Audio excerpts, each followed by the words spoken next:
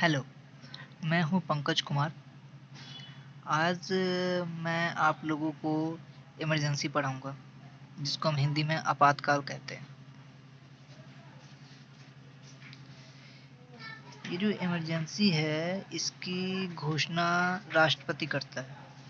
राष्ट्रपति को कैबिनेट मंत्रियों की लिखित सिफारिश चाहिए, तभी राष्ट्रपति आपातकाल की घोषणा कर सकता है।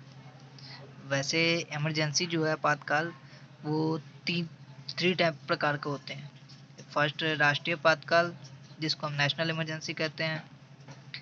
एक आपातकालीन राज्य होता है, जिसको स्टेट इमरजेंसी कहते हैं, और एक फाइनेंशियल इमरजेंसी होती है। इन जो नेशनल इमरजेंसी है 352 आर्टिकल के थ्रू है, और जो स्टेट इमरजेंसी है 356 आर्टिकल 356, और फाइनेंशियल इमरजेंसी आर्टिकल 360 के अंतर्गत आती है। संविधान में भाग 18 में इमरजेंसी के बारे में लिखा गया है। इसमें जो मंत्री परिषद होते हैं, इसमें अभी तक इन तीनों इमरजेंसियों में से सिर्फ एक लगा है अभी तक हमारे भारत में, जो कि नेशनल इमरजेंसी 352, और ये 1975 में इंदिरा गांधी की सरकार में लगाई गई थी। इंदिरा गांधी के कहने पर उस समय तत्कालीन राष्ट्रपति थे फखरुद्दीन अहमद, जिन्होंने इमरजेंसी की घोषणा की थी, और ये 21 महीने तक समथिंग आसपास चला था। इसमें मंत्री परिषद जो होते हैं, इसमें सबसे बड़ा पद कैबिनेट मिनिस्टर का होता है, और दूसरे नंबर पे राज्य के मंत्री आते हैं, तीसरे नंबर पे उप मुख्यमंत्री आते हैं, और एक कैबिनेट मिनिस्टर होता है। इसमें प्रधानमंत्री, होम मिनिस्टर तथा अन्य बड़े पद वाले जो मंत्री होते हैं कैबिनेट मिनिस्टर, वो आते हैं। कैबिनेट की परिभाषा वैसे आर्टिकल 352 में लिखी गई है। इसे 1978 में 44 संविधान संशोधन के तहत लिखा गया है। नेशनल इमरजेंसी है, जो राज्य में भी लगाया जा सकता है। राष्ट्रीय आपात के से संबंधित भी कुछ आर्टिकल्स हैं। राष्ट्रीय आपातकाल को 352 में लिखा गया है, और कैबिनेट की परिभाषा को 352 में ही लिख के दर्शाया गया है। नेशनल इमरजेंसी को 3 राउंड में लगाया जा सकता है। 358 में लिखा है कि आर्टिकल 19 अपने आप ही खत्म हो जाता है जब राष्ट्रीय आपातकाल लगता है। ठीक है, 358 में लिखा है कि जो आर्टिकल 19 है वो अपने आप खत्म हो जाएगा अगर नेशनल इमरजेंसी लग जाती है तो। और 359 में लिखा है कि आर्टिकल 20 और 21 को सस्पेंड नहीं किया जाता है नेशनल इमरजेंसी के दौरान।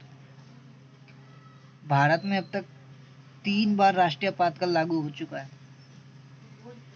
एक 26 अक्टूबर 1962 को लगा था, जब भारत और चीन के बीच विवाद चल रहे थे।